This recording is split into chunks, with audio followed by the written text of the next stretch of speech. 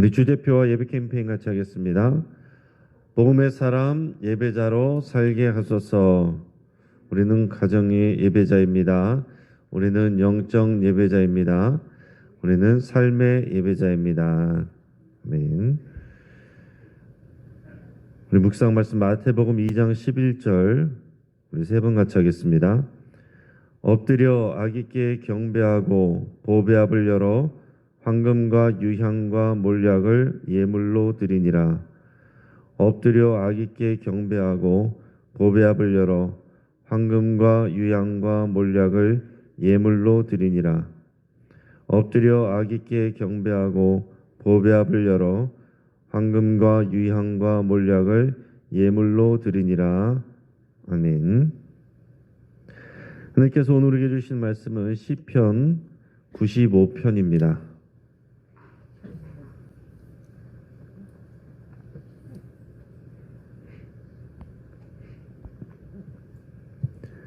시편 95편 1절에서 11절까지 말씀을 교독하겠습니다. 오늘 본문을 통해서 크신 하나님을 찬양하라는 제목으로 말씀의 은혜를 같이 나누겠습니다. 그 리암 니슨 주연의 영화 이 테이큰이라는 그 유명한 외국 영화가 있습니다. 자, 이 영화에서 보면 이 주인공이 전직 CIA 요원이 특출한 능력을 가진 사람인데 또 가정에서는 뭐 그런 일들을 잘 얘기를 하지 않았습니다. 그리고 가정에서 이제 가족들은 아빠가 뭐 하는 사람인지 워낙 비밀스럽게 활동했던 비밀 요원이었기 때문에 잘 모릅니다. 그냥 평범한 그냥 회사를 다니는 그런 사람인 줄 알았어요. 근데 이제 나라를 위해서 열심히 이렇게 하다 보니까 가정을 잘 돌보지 못해서 가족 관계가 좀 소원해졌고 이제 결국은 이제 아내와는 이혼했습니다. 그리고 딸이 있는데 그 아내와 함께 살고 있는 이 딸에게 미안한 마음에 이제 퇴직 후에 어떻게든 이제 늦게라도 아버지 노릇을 하고 싶어서 이제 딸이 사는 그 집 근처로 이사를 합니다. 그리고 이제 가끔씩 만나고 교제하고 그렇게 하는데 어느 날 그 딸이 외국 여행을 간다는 거예요.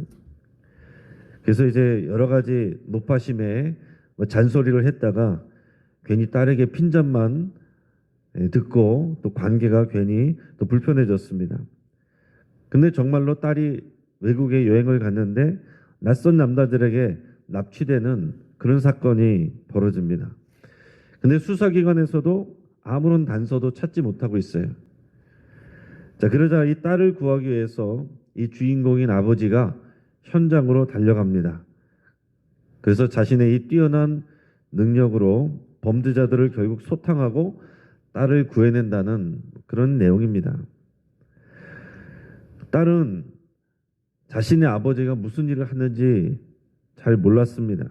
그리고 그냥 바쁘게 직장 생활하면서 아내에게도 버림받고 그리고 딸에게는 잔소리만 늘어놓는 그런 고리타분하고 한심하고 무능력한 아버지인 줄 알았습니다. 그런데 이번 사건을 통해서 딸은 자신의 아버지가 어떤 사람인지 새롭게 알게 된 거예요. 아, 우리 아버지가 국가를 위해서 큰 일을 한 분이고 엄청난 능력의 소유자였구나 하는 것을 뭐 새롭게 깨닫는 그런 내용이었습니다. 제가 이 영화 얘기를 왜 하냐면 그 영화를 볼 때에 이 딸이 어떻게 보면 조금 한심해 보였거든요.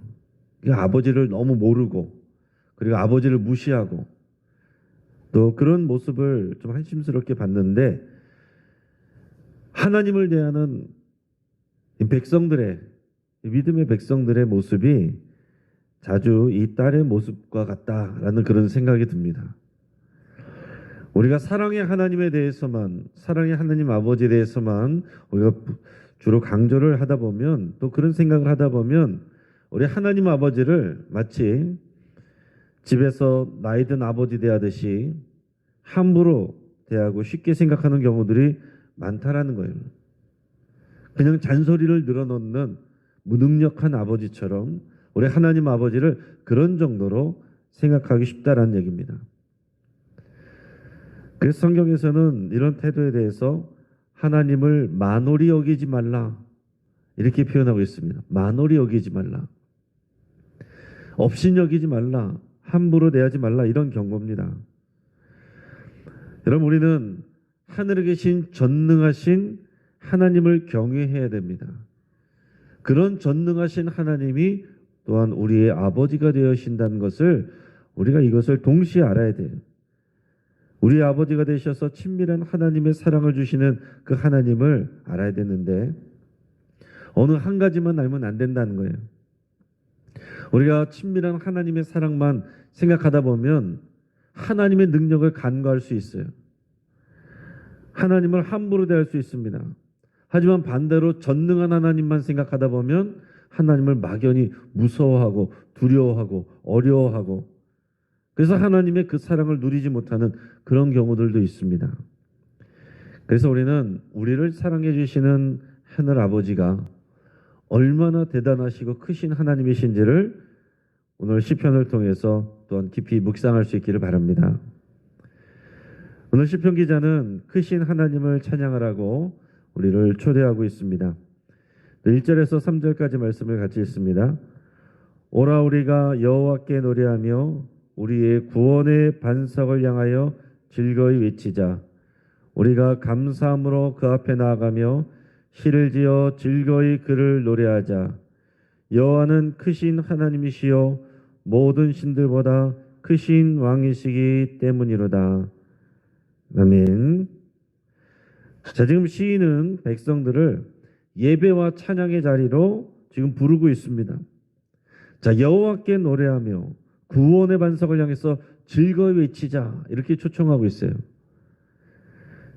자, 지금 우리가 상상해야 될 것은 뭐냐면 예배하는 이 성소 안으로 들어가는 예배자의 행렬을 여러분 상상을 하셔야 됩니다.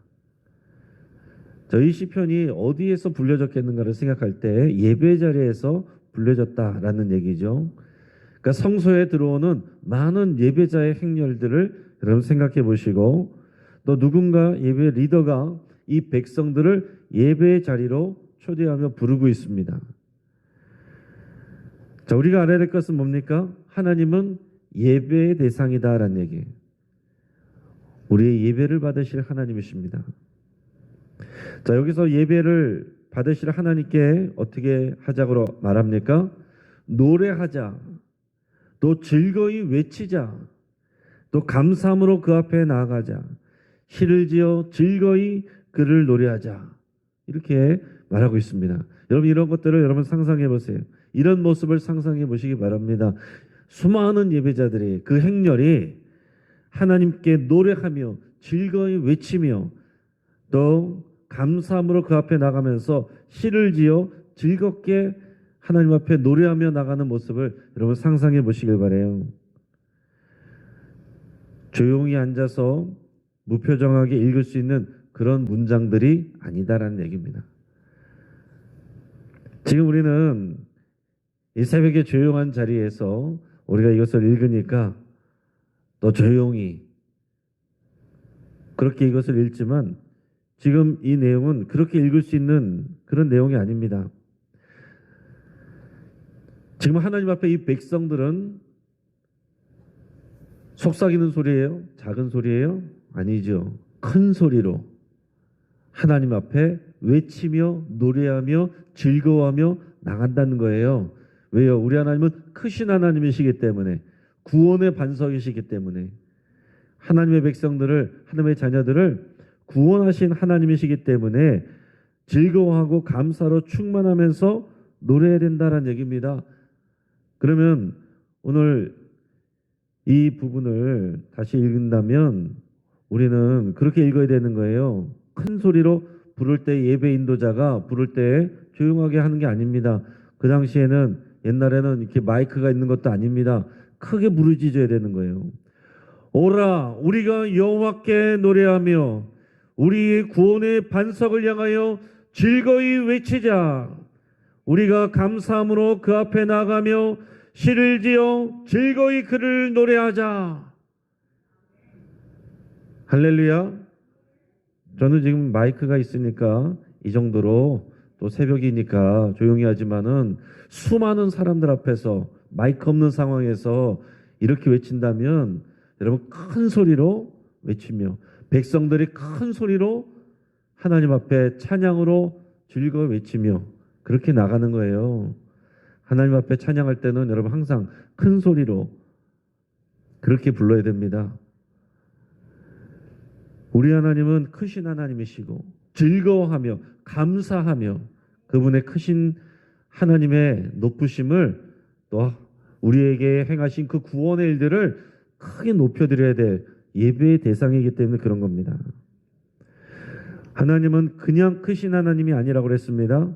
모든 신들보다 크신 하나님이라고 그랬어요. 모든 신들보다 크신 하나님이십니다. 여러분 이것을 마음에 새기고 정말로 믿으셔야 돼요. 이 세상의 모든 문제들보다 크신 하나님이십니다. 이 땅의 모든 주권자들보다 모든 영적인 존재들보다 높으신 하나님이십니다. 그러면 여러분 우리 안에 두려움이 있을 게 뭐가 있습니까? 우리가 두려워할 것이 뭐가 있습니까? 우리 안에 두려움이 들어온 것은 크신 하나님을 바라보지 않는 거예요. 크신 하나님을 바라봐야 우리 안에는 모든 염려와 두려움이 떠나갑니다. 우리가 두려워하는 대상이 무엇인지 곰곰이 생각해 보시고 항상 여러분 선포하셔야 돼요. 그 문제보다 그 대상보다 우리 하나님은 크신 하나님이시다. 여러분 이것을 오늘 시편 기자처럼 그렇게 선포하고 고백하며 내 영혼에게 외쳐야 된다는 얘기입니다. 하나님은 이것을 증명하시기 원하셔서 온갖 신을 섬기는 애굽 땅에서 10가지 재앙을 내리셨어요. 한 번에 내려올 수도 있지만 10가지 재앙을 내려서 하나하나 이 이집트 사람들이 또 그 안에서 살았던 이스라엘 백성들이 큰 신이라고 생각했던 그런 신들을 다 무력하게 만드는 것을 보여주셨다는 얘기예요. 여호와 하나님이 어떤 하나님이신지 크신 하나님이라는 것을 알게 하기 위해서 그런 겁니다. 힘이 없어서 10번 찍은 게 아니에요. 가나안 땅에 가서 바알신, 아세라신 그런 이방신들 섬기는 그런 거인 족속들, 그러나 하나님께서 순종하는 백성들에게 함께 하시면 그런 사람들을 얼마든지 격파하고 그 땅을 차지하는 것을 경험케 하신 거예요. 그래서 오직 여호와 하나님만 섬기는 다른 신들하고 공평한 그런 대접을 바라는 하나님이 아니십니다. 유일하신 하나님, 모든 신들보다 크신 하나님, 그 하나님을 알고 그 하나님의 구원을 노래하며 예배하기를 원하시는 우리 하나님이세요. 그 하나님 앞에 우리가 즐거이 외치며 예배하며 노래하며 감사하며 그 앞에 나아가자. 이것이 모든 우리들의 일상의 삶이어야 됩니다. 우리 1년 내내 우리가 주제로 외친 게 복음의 사람 예배자로 살게 하소서. 그럼 모든 삶에서 마찬가지인 겁니다. 예배자 우리가 공예배만 말하는 게 아니에요. 당연히 공예배도 그래 해야 되고 가정에서 가정예배가 여러분 살아나셔야 되고 여러분의 삶의 자리에서 삶에 사는 모든 말과 행동과 선택과 사람을 대하는 태도가 크신 하나님을 인정하고 예배하고 감사하는 그런 태도 가운데서 여러분 감당하는 것, 그것이 우리가 삶의 예배자로 살아가는 모습입니다. 여러분 이렇게 우리가 하나님께서 우리를 구원하신 것을 감사하며 기뻐하며 노래하는 것을 찬양한다. 영어는 praise라고 이렇게 표현을 해요. 이것은 하나님이 하신 일들을 칭찬하는 행위입니다. 찬양한다는 것은 하나님이 하신 일들을 칭찬하는 거예요. 하나님이 우리를 구원하셨다. 적들을 물리치셨다. 이런 하나님이 하신 일들을 우리가 구체적으로 칭찬하면서 높여드리는 것, 이런 것을 프레이즈라고 합니다. 그래서 이런 것, 프레이즈를 찬양을 할 때는 하나님 앞에 뜀뛰고 손뼉치고 또 손을 들고 큰 소리로 또 소리나는 재금으로 또 악기로 소리하면서 찬양하는 거예요. 그러니까 하나님의 하신 일들을 찬양할 때는요, 시끄럽게 찬양하는 거예요. 여러분 찬양할 때 너무 시끄러워.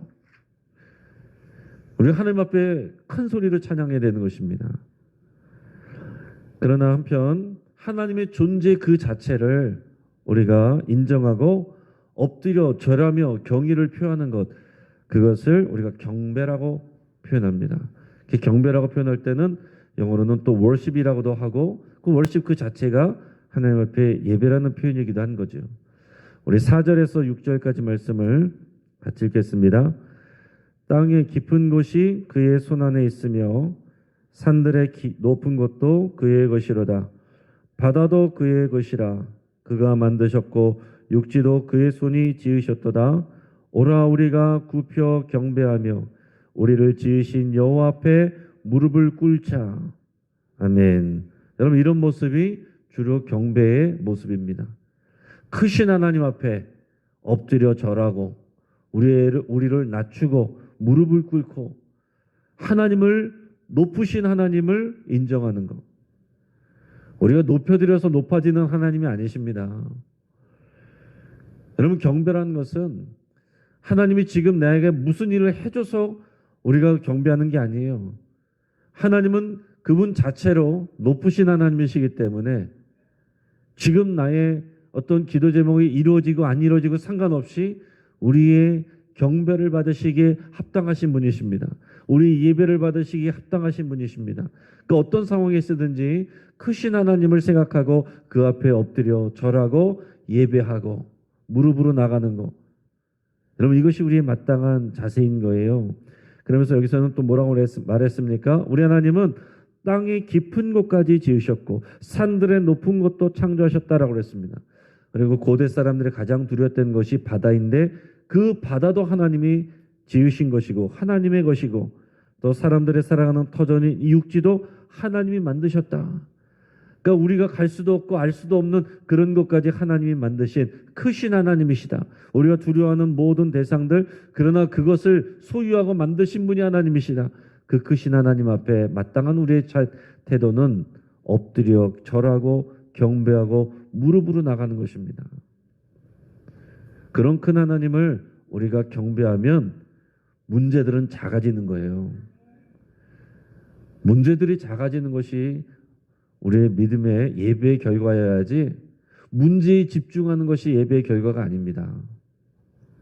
그러니까 우리가 예배하고 나가면 또 여러분 이렇게 새벽 기도에 오시고 나가면 우리의 문제는 작아져 보이는 거.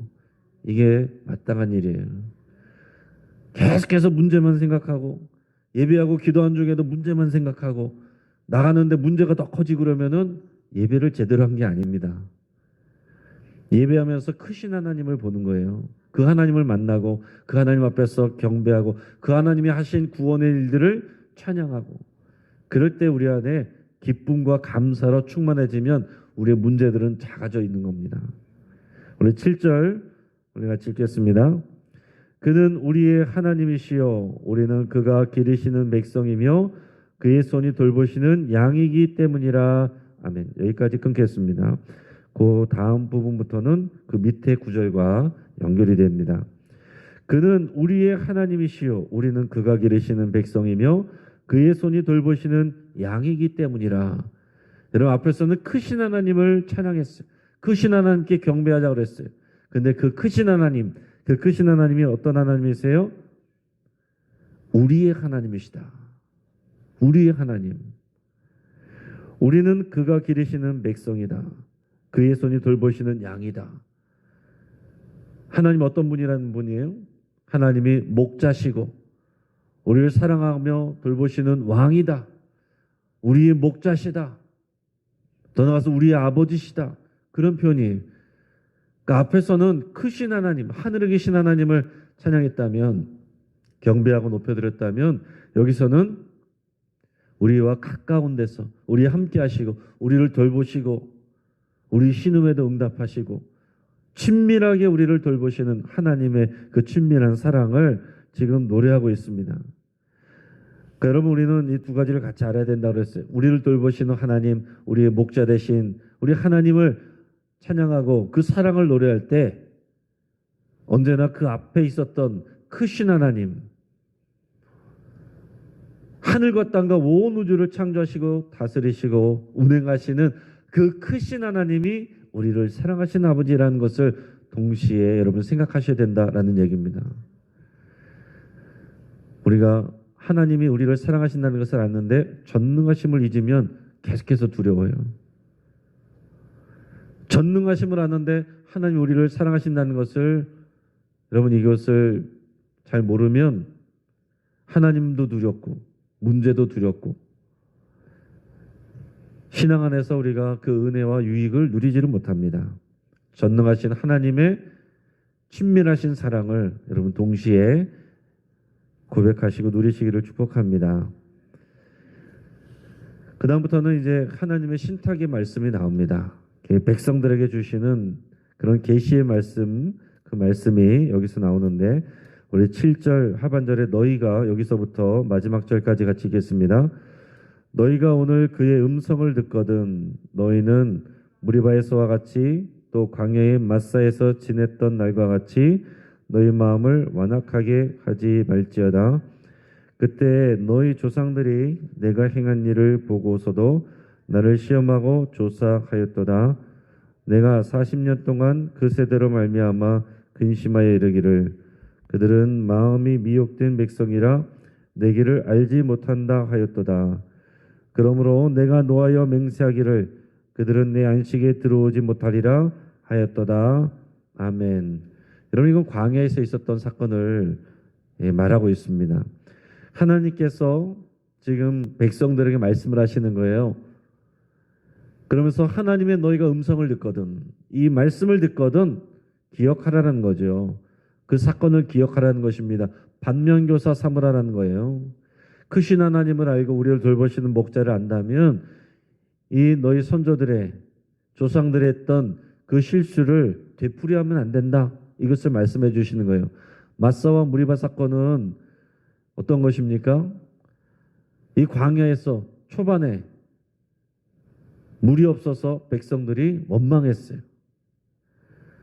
처음에 물 때문에 불평했던 것은 물을 발견했는데 그 물이 써서 불평했던 것은 마라 사건이고 그 다음에 물이 없어서 나중에 그 르비딘 광야에서 물이 없어서 또 백성들이 원망했습니다. 그때를 또 마사 또는 무리바 이렇게 사건이라고 말합니다. 그리고 이제 그 후에 말년에 가서 그때도 또한 물이 없어서 또 백성들이 원망하고 불평했습니다. 그때 모세가 하도 화가 나가지고 내가 너에게 물을 내랴 그러면서 지팡이로 바위를 때렸던 그때를 또 무리바라고 그렇게 얘기를 해요. 그러니까 마사 무리바 사건은 다 동일하게 당장에 내가 먹을 것이 마실 것이 없으니까 하나님을 원망하고 또 리더를 원망하고 대항해서 싸우고 이런 것을 기억하면서 하나님께서 이것을 뭐라고 표현하시냐면 너희가 나를 시험하고 조사하였다 이렇게 표현한 것입니다. 9절에서 너희가 나를 시험하고 조사하였다. 너희 조상들이 나를 시험하였다. 테스트하였다. 그러니까 여러분 이게 어떤 태도인지 아십니까? 하나님을 시험해 보는 거예요. 하나님이 과연 내 기도를 우리 문제를 해결해 주실 수 있나 없나? 신뢰 없는 태도 이거를 시험한다라고 표현하는 거예요. 조사한다고 표현한 것입니다. 그러면서 이것은 그 너희들의 조상들의 마음이 완악하였기 때문이다. 완악하다. 마음이 굳은 거예요. 굳은 마음. 하나님을 향한 신뢰가 없어지고 하나님을 향한 찬양이 없어지고 하나님을 향한 감사가 없어지고 하나님을 사랑하는 마음이 없어지고 하나님에 대해서 의심하고 또 하나님 이것을 해결해 줄 수 있나 없나 시험해보고 그런 마음을 완악하다라고 말합니다. 하나님 말씀하시는데 귀담아 듣지 않아요. 귀로는 듣는데 예배 시간에 다 고개를 끄덕끄덕거리는데 삶 속에서 여전히 그 말씀을 붙들지 않습니다. 두려워하지 말라고 그랬는데 내 삶 속에서 여전히 두려운 문제를 붙들고 두려워하면서 살아갑니다. 하나님의 말씀을 듣지 않는 거 이것을 완악하다라고 말하는 겁니다. 잠깐 은혜 받았을 때는 믿는 것처럼 하다가 금방 또 돌아가서 그 말씀을 듣지 않은 사람처럼 말하는 거 그것을 완악하다라고 말하는 거예요. 애굽의 바로에게 완악하다는 표현을 계속 썼습니다. 애굽의 바로도요. 당장 하나님께서 나타나시고 어려운 일을 당했을 때는 맘대로 하라고만 이렇게 했습니다. 그런데 금방 또 마음이 완악해져서 또다시 백성들을 괴롭히고 자신이 했던 그런 약속을 어기고 이런 것이 백성들에게도 나타났어요. 그 광야에서 40년 동안 계속 그랬습니다. 하나님께서 은혜 주시면 찬양하고 예배했다가 금방 또 목마르고 당장에 먹을 것 없고 그러면 금방 또 하나님이 안 계신 것처럼 애굽에서 삶이 좋았더라고. 이렇게 말할 때마다 하나님께서 너희가 완악하고 너희가 나를 시험하고 나를 조사하였다. 이렇게 말하는 것입니다. 그래서 결국 하나님께서는 약속해 주셨지만 그 출애굽 1세대가 약속의 결과를 받지 못하고 땅에 들어가지 못하고 광야에서 다 죽었습니다. 그 40년 출애굽 1세대가 완악했기 때문에 하나님의 말씀을 신뢰하지 않았기 때문에 광야에서 다 죽는 그 시간을 채우기까지가 40년이었어요. 그리고 출애굽 2세대가 약속의 땅으로 들어가는 겁니다. 하나님은 신실하세요. 하나님의 약속은 변하지 않습니다. 그러나 그 약속의 열매를 받는 것은 믿는 자들이 받는 거예요. 약속을 받았다고 다 받는 게 아닙니다. 내가 믿음으로 받지 아니하면 내 것이 안 돼요. 누군가 믿는 다른 사람이 받는 겁니다. 그래서 천국은 침노하는 자의 것이라고 그랬고 나중된 자가 먼저 된 자라고 그랬습니다. 우리 신앙이 연조가 오래돼서 저절로 되는 게 아니에요. 당연히 앞에 서는 것이 아닙니다. 예전에 열심히 믿었다고 해서 지금 앞에 서는 게 아니에요. 지금 믿어야 되고 지금 우리의 마음이 부드러워야 돼요. 여러분이 코로나를 이후로 지나면서 사람들의 마음이 많이 굳어지고 완악해졌습니다. 상황과 환경들을 바라보면서 마음이 흔들립니다. 그것을 하나님이 바라보시면서 너희가 나를 시험하고 조사하는구나 이렇게 말씀하시는 겁니다. 완악한 마음들이 풀어지고 하나님 앞에 즐겁고 큰 소리로 감사함으로 찬양하고 경배하며 그 사랑을 노래하며 나가는 예배자로 서기를 주의 이름으로 축복합니다. 같이 한번 기도하겠습니다. 오늘 말씀을 붙들고 함께 기도할 때에 우리가 복음의 사람 예배자로 살아가기로 여러분 그렇게 결단할 수 있길 바랍니다. 또 우리에게 행하신 구원의 사건들을 여러분 감사드리고 내가 구원받은 것 또 우리 삶의 여러 가지 위기 가운데서도 하나님께서 건져주시고 도와주셔서 여기까지 오게 하신 것 그 하나님 앞에 여러분 감사드리시고 기억하면서 감사드리시고 또한 하나님 앞에 지금 상황과 상관없이 크신 하나님 앞에 여러분 경배하시길 바랍니다. 또 우리의 마음이 완악했던 것을 회개하고 하나님을 시험하고 조사했던 것을 회개하시고 항상 우리가 부드러운 마음으로 감사하고 기뻐하며 순종하기로 여러분 결단하며 기도할 수 있길 바랍니다. 오늘 있을 수요 예배를 위해서 구역장 모임을 위해서 같이 기도해 주시고 또 우리 교회 성도들의 예배가 회복되기를 완악해진 성도들의 마음이 부드러워지기를 위해서 기도하겠습니다. 특별히 코로나 이후에 한국교회에 약 30% 정도가 지금 현장 예배를 잃어버리고 또 안 나오든지 또 나갔든지 온라인 예배로만 돌든지 그러고 있습니다. 여러분 이 온전한 예배가 회복되기를 위해서 여러분 같이 기도하시고 또 우리 교회 밖의 사람들을 대할 때 우리가 늘 감사와 부드러움으로 대할 수 있기를 위해서 함께 기도하겠습니다. 우리가 삶에서 예배자로 살아갈 때 이것이 가능한 일이에요. 삶 속에서 항상 크신 하나님을 예배하고 그 사랑을 누릴 때 우리가 밖에 있는 사람들을 감사와 부드러움으로 대할 수 있습니다. 이것을 결단하면서 함께 기도하기를 바랍니다. 이 시간 주여 한번 부르짖고 여러분 소리내서 큰 소리로 함께 기도하겠습니다. 주여